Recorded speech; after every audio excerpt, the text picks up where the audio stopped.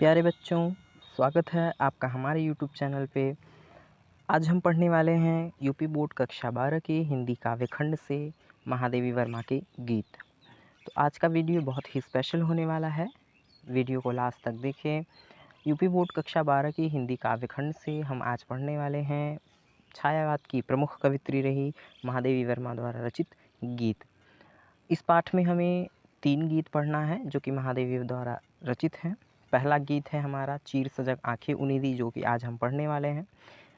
इन्हीं के द्वारा रचित इनके काव्य संग्रह दीपशिखा से लिया गया हमारा दूसरा गीत होगा पंथ होने दो अपरिचित प्राण रहने दो अकेला। और इन्हीं के द्वारा रचा गया गीत हमारा तीसरा जो शीर्षक होगा मैं नीर भरी दुख की बदरी, जो कि इनके काव्य संग्रह सांध्य गीत से लिया गया होगा। और आज का जो हमारा गीत शीर्षक है चीर सजग आंखें उनींदी आज कैसा व्यस्त बाना जाग तुझको दूर जाना, ये गीत भी इनके सांध्य गीत से ही लिया गया है। महादेवी वर्मा छायावाद की प्रमुख कवित्री रहीं। आपका जन्म 1907 ईस्वी में फर्रुखाबाद में हुआ था। इनके पिता का नाम श्री गोविंद प्रसाद वर्मा था, जो कि विद्वान और विचारक थे। महादेवी वर्मा जी छायावाद युग की प्रमुख कवित्री रहीं। इन्होंने न केवल गद्य ही लिखा बल्कि पद्य में भी उतनी ही सुंदर रचनाएं की हैं। और इन्होंने अपनी बहुत सारी रचनाएं दी हैं, जैसे निहार, रश्मि, निर्जा, सांध्य गीत, दीपशिखा, यामा इत्यादि इनकी बहुचर्चित रचनाएं हैं। इन्होंने जितना सुंदर गद्य में लेखन किया है उससे सुंदर पद्य लेखन किया है। इन्होंने अपनी प्रारंभिक शिक्षा जो है फर्रुखाबाद से ही की है। इनकी बात की जाए शिक्षा की तो इन्होंने MA की शिक्षा पूरी की है। इसके अतिरिक्त ये महिला विद्यापीठ में जो है प्राचार्य भी रही हैं। 1982 में इन्हें ज्ञानपीठ पुरस्कार से भी सम्मानित किया गया है। बात की जाए अगर इनके निधन की तो 11 सितंबर 1987 ईस्वी को इनका देहांत हो गया था। तो आज इन्हीं के द्वारा रचित इनके काव्य संग्रह सांध्य गीत से हम इनकी बहुचर्चित गीत चीर सजग आंखें उनींदी पढ़ने वाले हैं, जो कि सामान्य हिंदी वाले विद्यार्थी और साहित्यिक हिंदी वाले विद्यार्थी दोनों के लिए ही बहुत महत्वपूर्ण है। तो चलिए बिना देरी किए हम अपने गीत शीर्षक पर आते हैं। तो आज हम इनके द्वारा रचित पहला गीत पढ़ने वाले हैं। लिखती हैं महादेवी वर्मा जी, चिर सजग आंखें उनींदी आज कैसा व्यस्त बाना जाग तुझको दूर जाना। अचल हिमगिरी के हृदय में आज चाहे कंप होले, या प्रलय के आंसुओं में मौन अलसित व्योम रोले। आज पी आलोक को डोले तिमिर की घोर छाया, जाग या विद्युत शिखाओं में निठुर तूफान बोले। पर तुझे है नाश पथ पर चिन्ह अपने छोड़ आना, जाग तुझको दूर जाना। महादेवी वर्मा जी छायावाद की प्रमुख कवित्री रहीं, छायावाद की प्रमुख स्तंभ रहीं। प्रस्तुत गीत में उन्होंने जो है आलसी व्यक्तियों में चेतना का संचार किया है और चेतना का संचार कर रही हैं और निरंतर अपने लक्ष्य की ओर बढ़ने के लिए प्रेरित भी कर रही हैं। इस कविता को हम एक पथिक की दृष्टि से भी देख सकते हैं या इस दृष्टि से भी देख सकते हैं कि कवित्री स्वयं के लिए कह रही है अपने प्राणों को। तो इस कविता में उन्होंने ये भी बताया है कि जो संसारिक मोहमाया में लिप्त जीव है वह जो है सचेत होकर ईश्वर की प्राप्ति के लिए सतत प्रयत्न करता रहे। तो कवित्री कहती हैं, चिर सजग आंखें उनींदी आज कैसा व्यस्त बाना। हम एक पथिक के दृष्टिकोण से इस कविता को देखेंगे।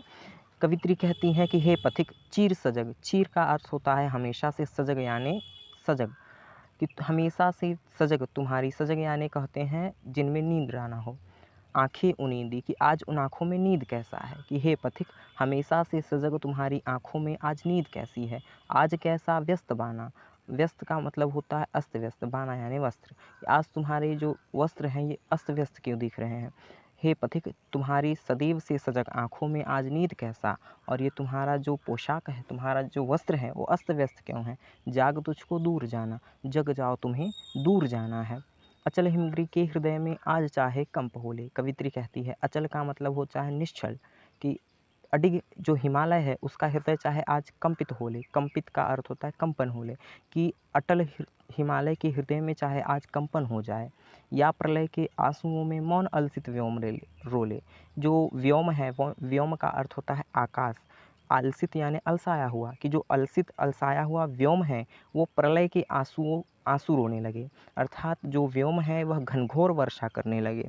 अचल हिमालय का हृदय चाहे कंपित हो जाए, या जो अलसाया हुआ मौन आकाश है वह आंसुओं के प्रलय रोने लगे, अर्थात प्रलय की वर्षा करने लगे। आज भी आलोक को डोले तिमिर की घोर छाया, कि आलोक का अर्थ होता है प्रकाश और तिमिर का अर्थ होता है अंधकार, कि जो अंधकार है वो आलोक को पी जाए, पी जाने का अर्थ है निगल जाए, समाप्त कर दे, कि जो अंधकार की छाया है, घनघोर छाया, वो प्रकाश को निगल जाए। जाग या विद्युत शिखाओं में निठुर तूफान बोले, कि जो विद्युत तूफान है उनमें जो है विद्युत शिखाओं में निठुर तूफान बोले। हे पथिक, पुनः समझते हैं इन पंक्तियों को। कवित्री कहती है कि जाग या विद्युत शिखाओं में निठुर तूफान बोले, अर्थात कि जो विद्युत है, बिजली है, वह शिखाओं में निठुर, निष्ठुर, निठुर का अर्थ होता है निष्ठुर, कठोर तूफान के साथ बोलने लगे, अर्थात कठोर तूफान के साथ विद्युत भी बोलने लगे। पर तुझे है नाश पथ पर चिन्ह अपने छोड़ आना, परंतु हे पथिक, तुम्हें नाश पथ पर अपने चिन्ह छोड़ आना है, जाग तुझको दूर जाना। हे पथिक, जाग जाओ, तुम्हें दूर जाना है। पुनः इन पंक्तियों को समझते हैं। कवित्री लिखती है कि हे पथिक, सदैव से सजग तुम्हारी नेत्रों में आज उनिंदी, अर्थात उनिंदी का अर्थ होता है नींद से युक्त, इस हमेशा से सजग तुम्हारी नेत्रों में आज नींद कैसा है, और ये तुम्हारा जो बाना है अर्थात वस्त्र है अस्त व्यस्त क्यों दिख रहा है। हे पथिक, क्या तुम्हारे अंदर अभी तक नींद है? जाग जाओ, तुम्हें दूर जाना है। अचल अटल हिमालय का हृदय चाहे आज कंपित हो जाए, या जो अलसाया हुआ आकाश है वो प्रलय के आंसू रोने लगे, अंधकार जो है प्रकाश को निगल जाए, और तूफान और विद्युत निठुरता के साथ बोलने लगे, परंतु तुम्हें क्या करना है? इस नाश पथ पर अपने चिन्ह छोड़ जाना है। हे पथिक, जाग जाओ, तुम्हें दूर जाना है। आई होप आपको समझ में आ गया होगा। अगर नहीं समझ में आया होगा तो आप कमेंट में पूछ लीजिएगा, हम उसको फिर से एक्सप्लेन कर देंगे। चलिए हम अपने नेक्स्ट स्टैंजा पे चलते हैं।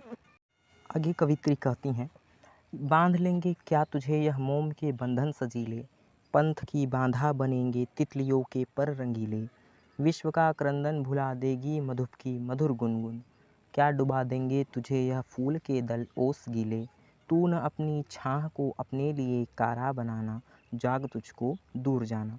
कवित्री पुनः प्रेरित करते हुए पथिक को कहती है कि बांध लेंगे क्या तुझे यह मोम के बंधन सजीले, कि हे पथिक, क्या यह मोम के जो बंधन है, यहाँ मोम के बंधन अर्थात जो सांसारिक बंधन है, यहाँ मोम इसलिए कहा गया है क्योंकि मोम शीघ्र नष्ट हो जाता है।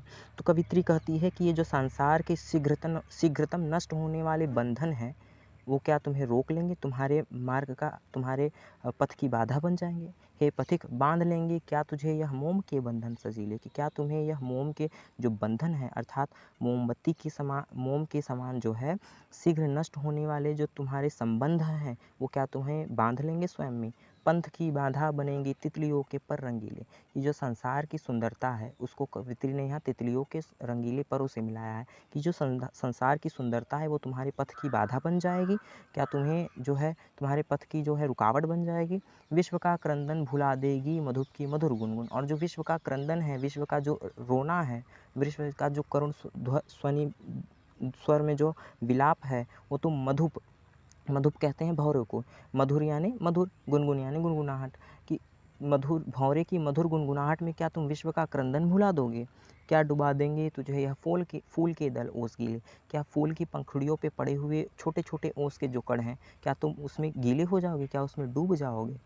तू न अपनी छाह को अपने लिए कारा बनाना, कवित्री कहती है हे पथिक, तुम अपनी छाह अर्थात परछाई को अपने लिए कारा अर्थात कारावास या जेल, तुम अपनी परछाई को अपने लिए जेल मत बनाओ, अपने लिए रुकावट मत बनाना, जाग तुझको दूर जाना। हे पथिक, जाग जाओ, तुम्हें दूर जाना है।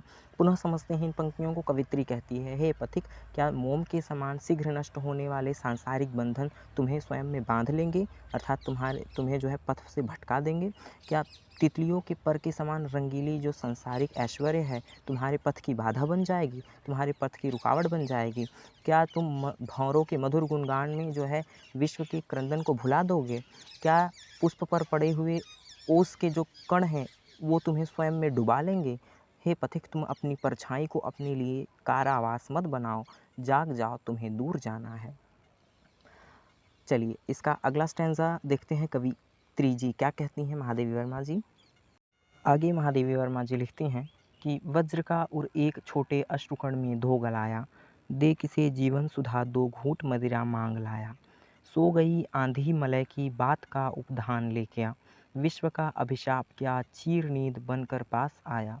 अमरता सुत चाहता क्यों मृत्यु को उर में बसाना, जाग तुझको दूर जाना। पुनः महादेवी वर्मा जी पथिक में उत्साह भरती हैं और कहती हैं। देखिए इन पंक्तियों में बात की जाए रस की तो इसमें जो है वीर और शांत रस दिखाई दे रहे हैं। पीछे की पंक्ति में शांत रस और वीर रस उनमें भी था। बात की जाए अलंकार की तो इसमें इन जो है इस कविता में जो है मानवीयकरण अलंकार देखने को मिल रहा है। तो चलिए महादेवी वर्मा जी कहती हैं कि वज्र का उर एक छोटे अश्रुकण में धो गलाया, कि हे पथिक तुम वज्र का अर्थात होता है कठोर, कि वज्र के समान अपना उर यानी हृदय, कि वज्र के समान अपने कठोर हृदय को एक छोटे अश्रुकण में धो गलाया। तुमने एक छोटे अश्रुकण अर्थात परिजनों के नेत्रों से निकलने वाले अश्रुओं में जो है अपने वज्र के समान हृदय को तुमने गला दिया। दे किसे जीवन सुधा दो घूंट मदिरा मांग लाया। कवित्री कहती है कि तुमने अपने जीवन रूपी सुधा, जीवन सुधा अर्थात जीवन की जो है अमृत को देकर किससे यह जो है अज्ञानता का मदिरा मांग कर ले आए हो। हे पथिक तुम अपने जीवन का अमृत देकर किससे जो है यह अज्ञानता का जो है मदिरा का अर्थ होता है शराब, किससे तुम जो है अज्ञानता की मदिरा मांग ले आए हो। सो गई आंधी मलय की बात का उपधान ले गया, कि जो तुम्हारे अंदर आंधी थी वो मलय अर्थात मलय पर्वत से आने वाली बात का अर्थ होता है हवा, कि मलय पर्वत से आने वाली शीतल हवाओं का जो है उपधान कहते हैं उस चीज़ को जिसका टेका लेके सोया जाता है, तकिया जिसे हम कहते हैं। कि जो तुम्हारे अंदर आंधी थी क्या वो जो है मलय पर्वत से आने वाली जो है शीतल सुगंधित वायुओं का तकिया लेकर सो गई है। तुम्हारे भीतर की आंधी क्या सो गई है। विश्व का अभिशाप क्या चीर नींद बनकर पास आया, और जो विश्व का अभिशाप है वह क्या तुम्हारे पास चीर नींद बनकर आया है, अर्थात हमेशा के लिए तुम्हें निद्रा में सुलाने के लिए चला आया है। अमरता सुत चाहता कि मृत्यु को उर में बसाना, हे अमरता के पुत्र। अमरता सूत यहाँ कवि ने जो है मनुष्यों को कहा है कि हे अमरता के पुत्र तुम अपनी मृत्यु को अपने हृदय में क्यों बसाना चाहते हो। जाग जाओ, चीर निद्रा से उठो, क्योंकि तुम्हें बहुत दूर जाना है। पुनः समझते हैं इन पंक्तियों को। कवित्री कहती हैं कि हे पथिक तुमने अपनी वज्र के समान कठोर हृदय को अपने परिजनों के एक छोटे से अश्रुकण में गला दिया, अर्थात परिजनों के नेत्रों से निकलने वाले अश्रु से तुम्हारा हृदय पिघल गया, और तुमने अपने जीवन रूपी जो है अमृत को देकर किससे यह जो है मदिरा अज्ञानता का जो है मदिरा तुम मांग कर लेकर चला आए हो, जिसे पीकर तुम जो है सोए हुए हो। और तुम्हारे अंदर की जो आंधी थी वो क्या मलय पर्वत से आने वाले सुगंधित शीतल हवाओं का तकिया लेकर सो गई है। तुम्हारे भीतर की आंधी क्या विश्व का अभिश्राप तुम्हारे पास नींद बनकर आया है, यानी विश्व का श्राप तुम्हें नींद बनकर तुम्हारे पास चला आया है। हे अमरता के पुत्र तुम अपने हृदय में मृत्यु को क्यों बसाना चाहते हो, तुम हमेशा की निद्रा क्यों सोना चाहते हो, अज्ञानता की निद्रा। हे पथिक तुम जाग जाओ, तुम्हें दूर जाना है। तो इस तरीके से हमारा ये स्टैंज़ा भी कंप्लीट हुआ। आई होप आपको समझ में आ रहा होगा। अगर नहीं समझ में आ रहा हो कहीं तो आप उस स्टैंज़ा को या उस पंक्ति को मेरे कमेंट बॉक्स में डाल दीजिए, मैं उसको फिर से एक्सप्लेन करने की कोशिश करूँगा। तो चलिए आज का हम अपना आखिरी स्टैंज़ा देखते हैं।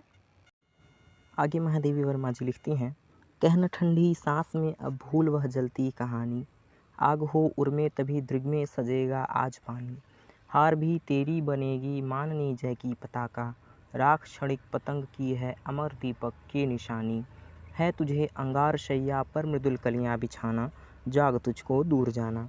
कवित्री महादेवी वर्मा जी पथिक में उत्साह भरते हुए कहती हैं। इन पंक्तियों में भी वीर रस दिखाई दे रहा है, वीर रस प्रयोग हुआ है। कवित्री कहती है, कहन ठंडी सांस में अब भूल वह जलती कहानी। यहाँ जलती कहानी से तात्पर्य अपनी समस्याओं या कठिनाइयों या जो है दुखों को। हे पथिक अपने दुखों को ठंडी सांस में मत कहो, यानी अपने दुखों को दोहराने से कोई लाभ नहीं होगा तुम्हें।